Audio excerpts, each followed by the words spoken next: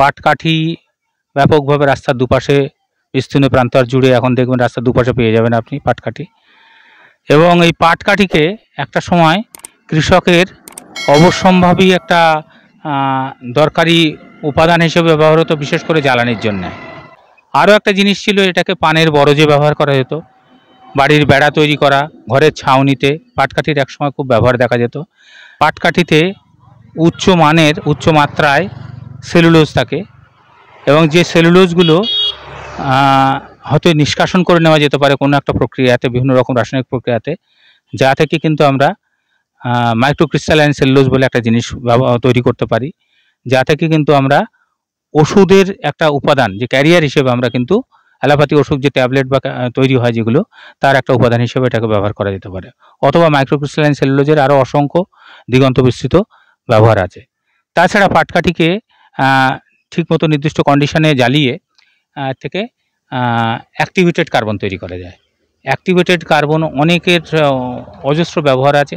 তার মধ্যে একটা ব্যবহার যেমন আপনাদের উল্লেখযোগ্যভাবে বলি, যে আমরা যেমন দেখবেন পিউরিফায়ার, যেটা ওয়াটার জলের বিশুদ্ধিকরণের যে মেশিনগুলো আমাদের বাড়িতে আছে সবাই বিশুদ্ধ জল খাওয়ার জন্যে, তার মধ্যে একটা দেখবেন কার্ট্রিজ থাকে যার মধ্যে কার্বন থাকে, সেই কার্বন হিসেবে ব্যবহার করা যায়।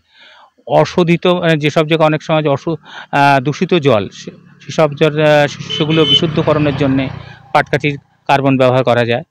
তাছাড়া আমরা আরেকটা জিনিস দেখেছি যে পাটকাঠির কার্বনকে ব্যবহার করে যে পেস্টিসাইড বা কীটনাশক যেটা কতটা কন্টামিনেট, বিশেষ করে ফল ফুল সবজিতে, তা নির্ধারণ করা সম্ভব হয়েছে এবং আমাদের বৈজ্ঞানিকেরা তাদের প্রয়াসের দ্বারা এটা গ্রাভিটাইজ কার্বন ব্ল্যাক বলে যে জিনিসটা পাওয়া যায়, তার একটা বিকল্প হিসেবে এটাকে কিন্তু তুলে ধরেছে। রিবনার বা ডিকোটিকেটার মেশিন থেকে যে পাটকাঠি পাওয়া যায়, মানে ছাল ছাড়িয়ে যে গাছগুলো পড়ে থাকে টুকরো টুকরো হয়ে, এবং ছালটাকে আলাদা করে রিবন বানিয়ে যখন পচানো হয়, তখন সেই কন্ডিশনে যে পাটকাঠিগুলো পাওয়া যায়, সে পাটকাঠিগুলো কিন্তু আমরা এই কার্বন তৈরিতে ব্যবহার করা যায়। অথবা আপনি বিস্কুটের জন্য এটাকে, বা সেলুলোজের বিকল্প হিসেবে যেখানে ফাইবার লাগবে, সেই জায়গায় বিকল্প হিসেবে কিন্তু পাটকাঠির ব্যবহার আছে।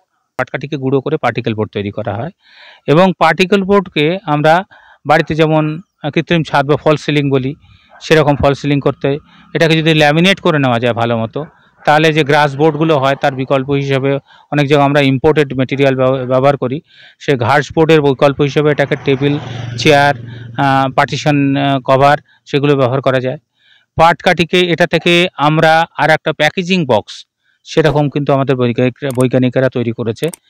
এছাড়া আরও অজস্র ব্যবহার আছে পাটকাঠির, সেগুলো তার গবেষণা চলছে এবং নতুন নতুন দিগন্ত প্রসারিত হচ্ছে।